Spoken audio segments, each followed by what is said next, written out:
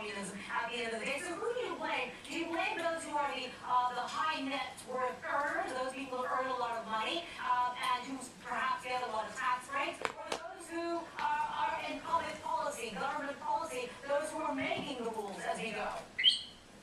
Well, first of all, capitalism isn't anymore, it doesn't have to be this kind of raw struggle of the rich and the poor like you described. We've learned over the course of the century through the New Deal, through social market economy, through the social democracies, that it's possible to have a market economy and to have decency. It's possible to have a market economy and not to have large poverty. It's possible to have a market economy and to respect the law and to defend and protect the environment. Countries like the Netherlands or Sweden or Norway or Denmark or Germany do that. We don't need the raw... Yeah, but sir, those countries also have very high tax rates. They also have very high tax rates. And if any political party in the United States was to introduce or even suggest higher tax rates for incomes, that they would probably not get voted in, would they not? Well, but this is the whole point, you know. The American people want to raise taxes on the rich.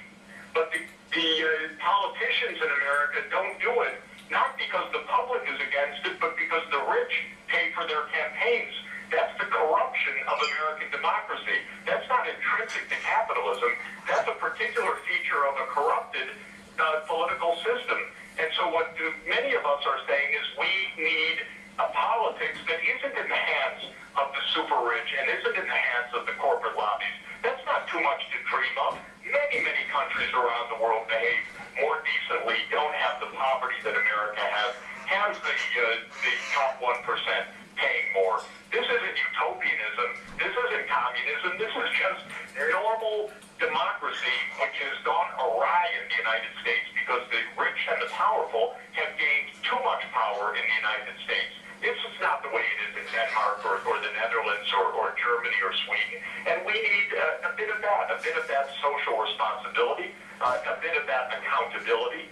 And once you see the rich, and especially the Wall Street leadership, not only having phenomenal wealth, but breaking the law, committing financial fraud, so that Goldman Sachs, J.P. Morgan, Citigroup end up paying hundreds of millions of dollars of fines for financial fraud. You know, we've gone way too far.